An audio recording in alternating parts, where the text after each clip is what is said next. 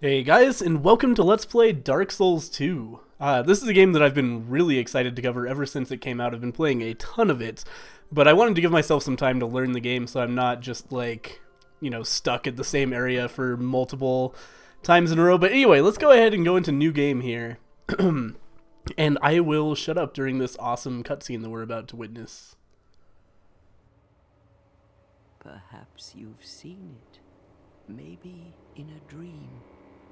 A murky, forgotten land.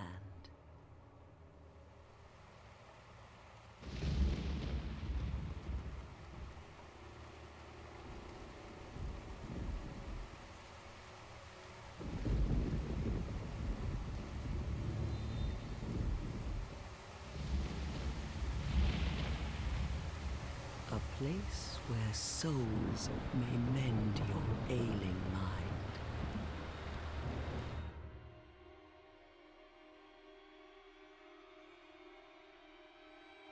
You will lose everything. Once branded, the symbol of the curse, an augur of darkness. Your past, your future, your very light.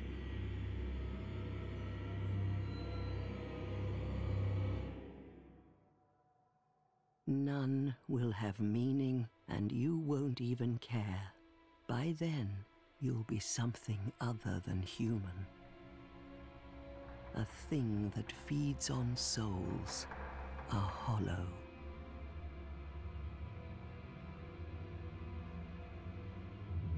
Long ago, in a walled-off land far to the north, a great king built a great kingdom. I believe they called it Drang Lake. Perhaps you're familiar.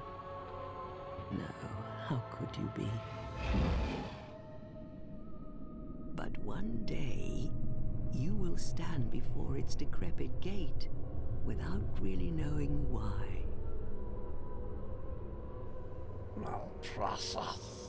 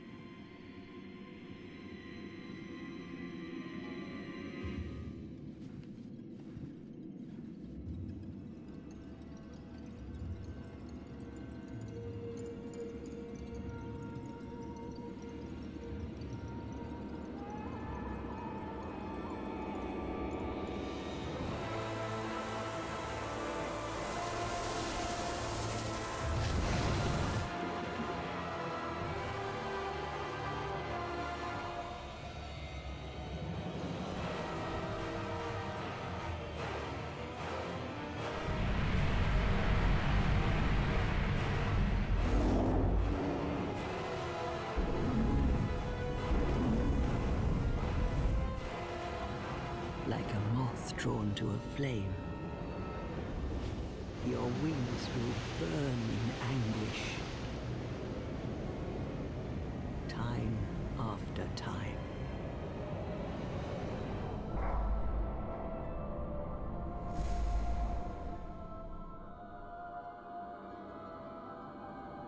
For that is your fate.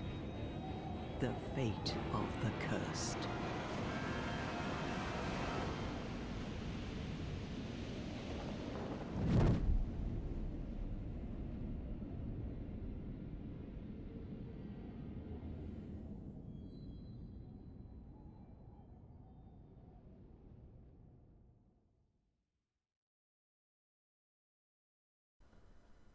Really good opening cutscenes in the Dark Souls series so far. I haven't seen Demon Souls, but Dark Souls 1 had a really awesome cutscene, and this one, pretty much on par, I would say, maybe even a little bit better. So anyway, here we are.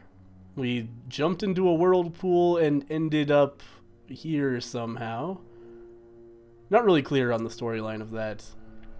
But I guess the main idea is the undead are kind of drawn to Drang Lake in this place and just end up stuck here dying over and over again, because that is the curse of the undead.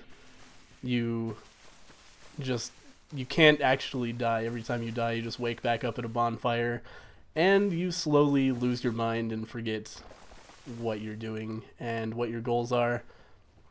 And before that, we're hoping to, beat the game.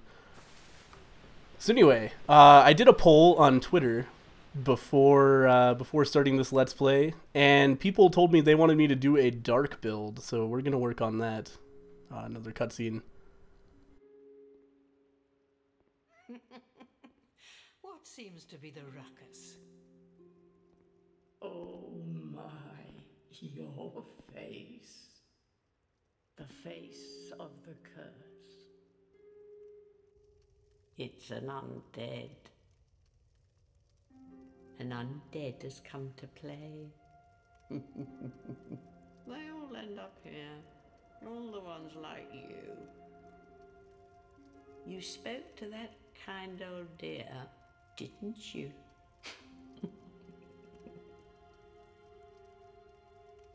You're finished. You'll go hollow. Yes, you'll become one of them. Hollows prey upon men, feast upon their souls. This is the fate of the cursed.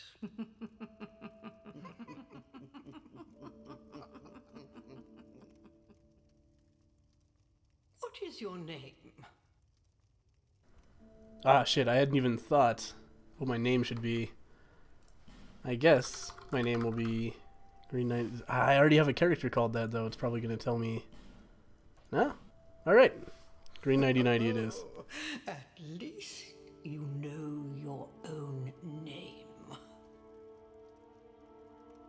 Here's your reward for sharing. It's a human effigy. Take a closer look. Who do you think it's supposed to be? Think back, deep into your past. Yes, it's an effigy of you.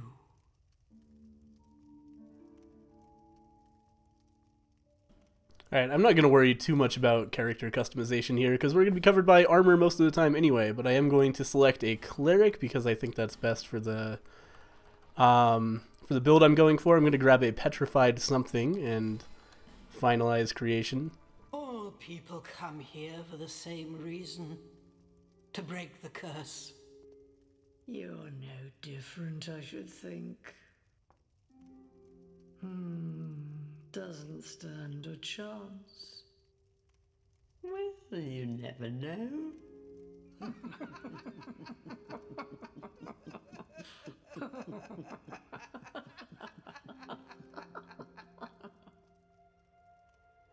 Go through the door and trot along to the kingdom. But remember, hold on to your souls. They're all that keep you from going hollow. Oh, I'll fool you no longer. You'll lose your souls. All of them. Over and over again.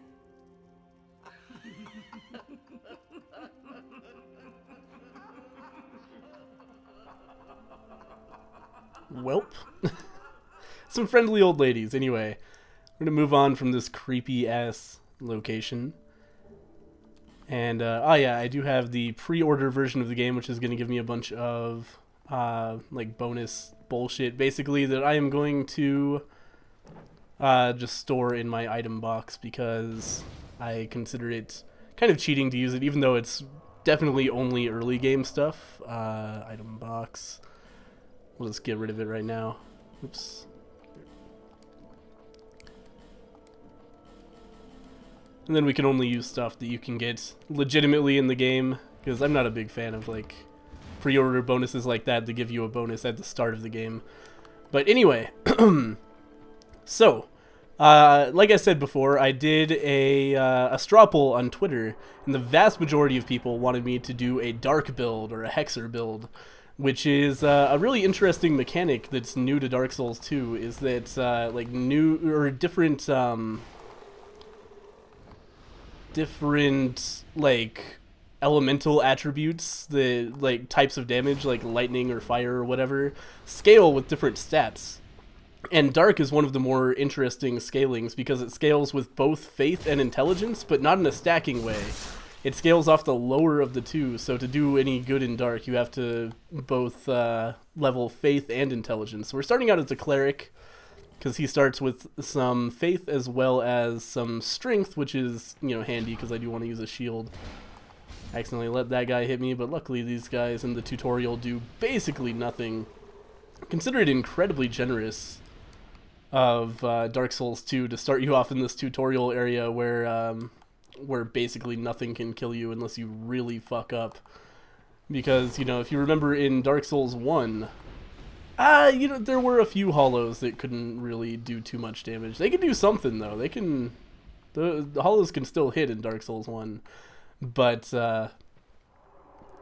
you know, then suddenly there's a fucking asylum demon. There's nothing like that in Dark Souls 2, which kind of disappoints me, but that's okay. But the reason we came through here is so that I can drop this petrified something that we got as our starting gift. These guys want some silky smooth things, and the petrified something definitely qualifies. And we'll trade that for a Titanite slab, which seems like a pretty good deal for a starting item, especially compared to the other choices. You know, there's no like master key in Dark Souls 2 that's clearly awesome, but I consider the petrified something to be a pretty great pickup. And we're going to skip the rest of the tutorial. I just wanted to go speak to those guys and unlock the ladder that goes up to them, and we might be visiting them again, but I don't know if we'll really need their wares. It might be useful to get a Dark Knight Stone early. But anyway, so for those familiar with Dark Souls 2, the build I'm going to be kind of going for here is mainly dark scaling, but I'm also going to try to level up dexterity enough to use a falchion, which is really good in this game. And wait a minute. Oh, I'm an idiot.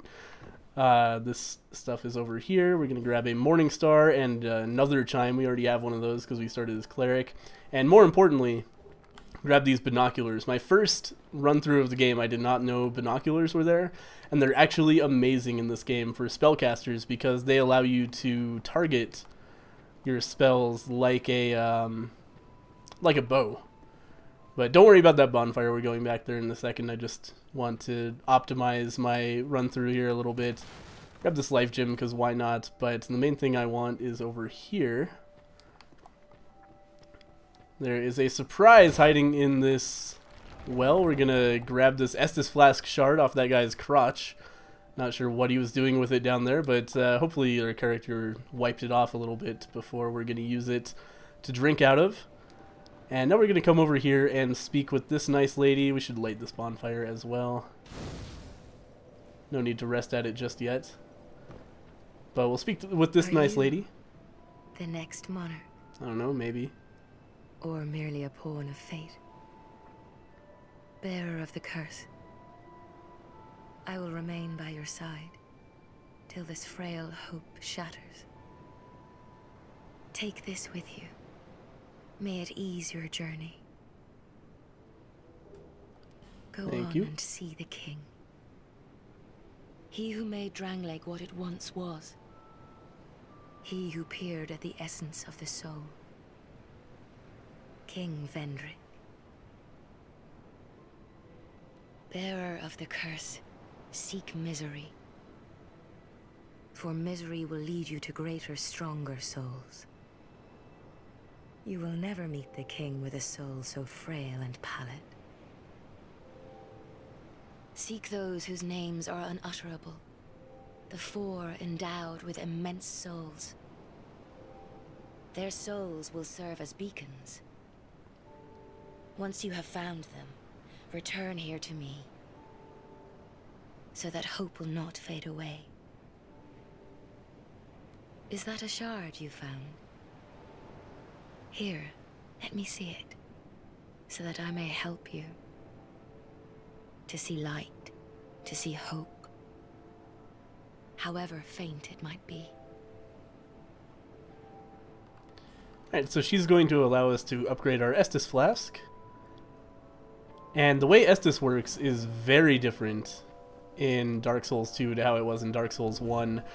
If we equip our Estus, you'll see we only have 2 drinks of the Estus, and we would have only had 1 if not for that Estus Flask shard. So instead of like starting out with 5 kindling to get to 10 like right off the bat and getting up to 20 at the end of the game, by the end of the game the max you can have is 12 Estus, and it takes a long time to get there, and you spend quite a while at, you know, 3-4 Estus in Dark Souls 2, which is a much more interesting system. And to kind of offset that, you also start off with some life gems, and enemies drop those with, you know, relative frequency. So, especially in the early game, you use those as kind of supplementary healing. And as a cleric, we've also started out with a heal miracle, which is, you know, is basically going to treat as, or, you know, function as 3 more drinks of Estus. So it takes a lot longer to use them than to drink an Estus. So we got to be a little bit cautious with that. But we'll come down here. Grab this shield, and this is not the typical starting area, but it is a great place to get some souls, and it is going to open up some stuff that we're going to need later on in the game. So I'm going to just come down here and do this area first, and hopefully squeeze it in before the end of the video, at least part of this area, not the whole thing, I think, but the easier half of it.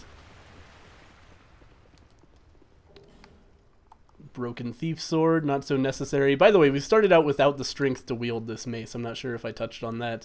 So we do have to two-hand it, and I have this shield so that I can switch away from two-handing and block if I really need to. But hopefully that won't be necessary. Let's go ahead and kill this guy really quick. And this is kind of the way things are going to be in this area, just these giant old knights, I think they're called. They're going to be here, and they look intimidating, and they seem like the sort of thing you would need to block against, but they're actually incredibly stupid, so we don't have to worry too much about them. I'm going to light that bonfire, no need to rest at it just yet, because that would respawn that dude that we just killed. And this guy is actually a little bit tricky compared to any of the other knights in this area. Whoops. But he's still not so bad. But he's like the only knight in this area who can actually hit you if you're just walking around in circles around him. But he doesn't respawn, so no big deal. We got some Sublime Bone Dust, which is, you know, strikes me as some kind of like natural herbal enhancement, or I guess not herbal, but natural enhancement anyway. Male enhancement, that's the word I was looking for. But what that's going to do for us is function basically like a Firekeeper Soul in Dark Souls 1. In that it is going to make our Estus heal more with every gulp, and we'll have to go back to Majula to make that happen, so I'll do that in a little bit. But first off, I'm just going to open up this boss arena. As you can see in there, that's where we're going to fight a boss, and it starts off as just a little circle in the middle, which is really easy to get knocked off of. But if you kill these guys, then you get those sweet levers that allow you to raise platforms to make the circle wider. So we're going to do that. There's 3 dudes in here, which is initially really concerning as a new player, but then you realize that they actually will just come at you one at a time, as long as you kill that guy and then get off to the sides of the room. Actually, sometimes that guy comes all the way over here, but he usually doesn't. We'll just kill this guy as well, and now we can get that item in the middle more safely. But yeah, the aggro ranges on these guys are pretty silly, which is, I don't know why they show you these 3 dudes and make it really clear that you're fighting 3 dudes at once, and then when you actually do it, it's like, oh, they actually just, like, don't give a fuck about you at all. Anyway, we'll beat the shit out of that guy as well. That's going to give us our lever, and here it is. Excellent. So we'll pull that. And that's going to finish up the boss arena, and now I'm going to head back to Majula, where we'll burn the Sublime Bone Dust and spend some of these souls on leveling. so that we don't, you know, accidentally lose them all on the boss. Even though I think there's pretty little chance of me dying on this guy. Better safe than sorry. And it is really nice having that upgraded Estus as well, so we'll go and do that. One difference in Dark Souls 2 to Dark Souls 1 as well is that Estus, I think, heals you much slower, as far as I can tell. It definitely takes longer to drink it by a significant margin. But, Seek the King, yeah. Level up. Let's see here. We want 7 dex so that we can wield the better weapon. The Morning Star that we picked up earlier. We also don't have the strength for that, but we can still two-hand it. Two-handing gives you double the strength. So we'll put that on. We need 7 dex though, and dex is not affected by two-handing, so we needed the full dex requirement of 7 to put this thing on. But now we can use this instead. It's just a straight-up better mace as far as I can tell. It has some bleed on it, which is nice. And we'll head on back to Heide's Ruin. And what was I talking about? Oh, the Estus, not only does it take longer to drink, but it also like takes longer to heal you. The health per second that it grants is substantially lower, I think. So it's easy to like drink an Estus and then die. And the higher your Estus level, the more pluses you have on it. The more sublime boner dust you sacrifice to it, the better it's gonna do as far as like healing quickly as well. I'm just gonna skip these guys. There's no actual reason to fight them right now, because they are very slow. So we can just make it down here, and we'll get a nice NPC summon to help us out. There he is. That really made me nervous because it didn't look like the NPC summon was actually, oh wow, fuck that. Oh my god! I've never actually been hit by that guy while I'm circling like that.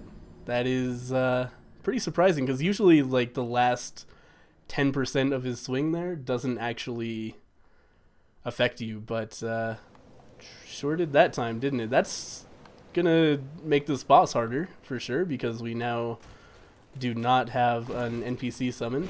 Oh, what am I doing? Yeah, we're not going to be able to summon unless I go human again, which is a pretty substantial investment at this point in the game, so I don't really want to do that. And this boss shouldn't be hard, but, you know, we'll see. I guess the Let's Play curse is in full effect, of course.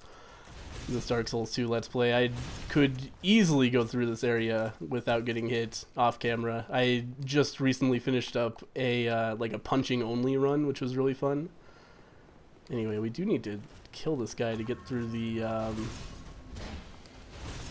fog wall safely. Oh man.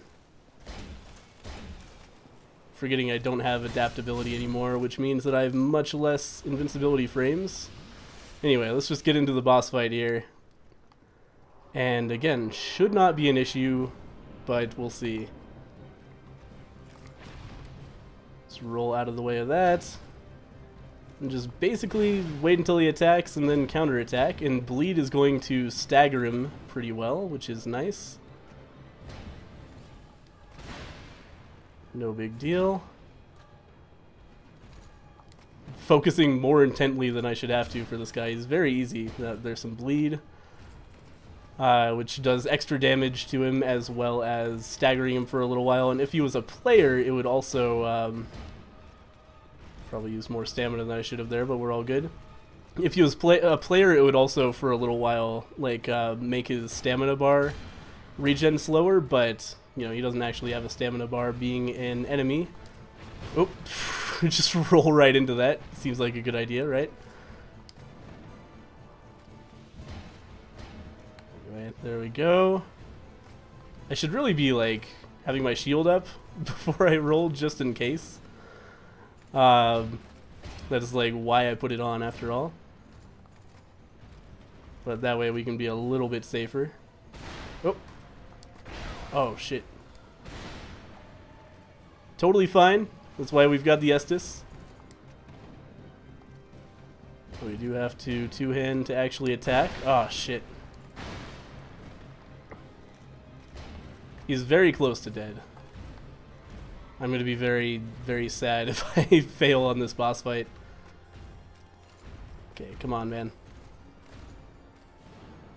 There we go. Alright. Easy fight. Dragon Rider is down. Not super excited about being hollow, but that's okay. We'll grab his Dragon Rider soul, as well as like 12,000 more souls, and come up here and speak to an important NPC that's going to get us into the area where we get dark magic. My name is Lycia. I have come to spread the art of miracles, a practice of which I am a disciple. I can see that you are well suited to comprehend their wondrous power. But the cost of it, that's for your heart to decide. I'd heard awful rumors about this place, and I'm afraid they were all true. The king, gone. The earth, ravaged.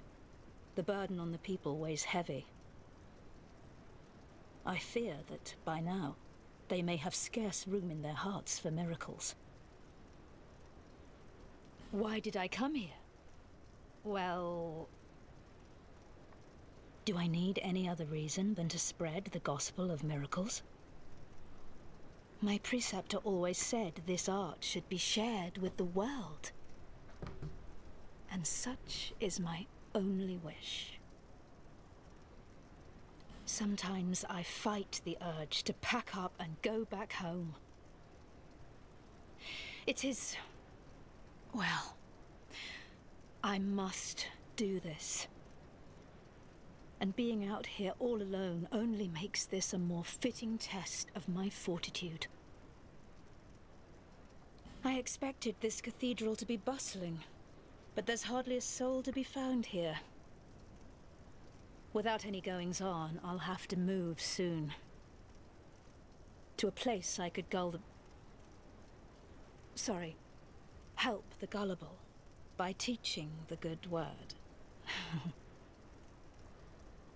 Alright, so No slightly need for suspicious miracles. lady there, but she sells some miracles, which we may use later on. I might do some lightning spearing alongside my dark magic, I'm not sure. But either way, we don't really have the stats required to do any of that right now, so no need to purchase anything from her. And souls are pretty hard to come by this early in the game, so we're going to use all of them on various things. I definitely have a shield to purchase over here with some of these souls, so we'll go and do that. Hello there. Welcome to my shop. I'm Morlin, and I sell armor. Oh, sorry, please do have a look at my wares. I could really use the business, if you'd be so kind. Oh, Chosen Undead Senpai, please notice me anyway. That guy's voice acting cracks me up. We're going to buy this very good early game shield. And in fact, we'll probably stick with it the entire game, depending on how high level we get. But the Silver Eagle Kite Shield is going to give us 90% physical resistance, as well as pretty good resistance. And the other stats, and those of you who are only familiar with Dark Souls 1 are probably going 90% physical resistance. Like, that's not actually very good. In Dark Souls 2, it's hard to come across 100% physical resistance shields without putting some pretty significant points into strength. Like, if I wanted to go all the way up to 16 strength, then I could wear a pretty great shield that has, well, it's not a great shield, but it's a pretty great shield that has 100% physical resist. But I'm going to stick with this 91 so that we can keep our strength low. And this is not how you level up in Dark Souls 2 every single time, man. Seek soul, seek the king, yeah, level up. We're going to need, let's see, how should we level this? I think we should go straight for 13 dex so that we can wield the falchion, which is the next weapon I want. And then we'll start pumping some points into int so that the guy who sells hexes will actually talk to us, because right now we are too stupid to talk to that guy. How many more points do we need? Just 300 more souls. That's definitely worth a consumable soul item, so we'll do that. Oops, that was 800. Well, oh well. There. Let's go ahead and level up one more time so we don't waste anything. get up to 7 int. And then we'll need another 1,000 to level up again, which we won't get right now. But let's go ahead and rest, and then... Actually, that's a perfect time to end the first episode of Dark Souls 2, so thank you guys for watching. And come back next time, we'll be heading into the Forest of the Fallen Giants. We'll be buying a weapon that we can hold with one hand so that we don't have to fucking two-hand this mace everywhere. And we'll probably get our first hex, you know, depending on how many souls I manage to accrue. But I'd be pretty surprised if I didn't manage it. So we'll start using hexes, we'll do that, and I'll see you guys next time. Thanks for watching.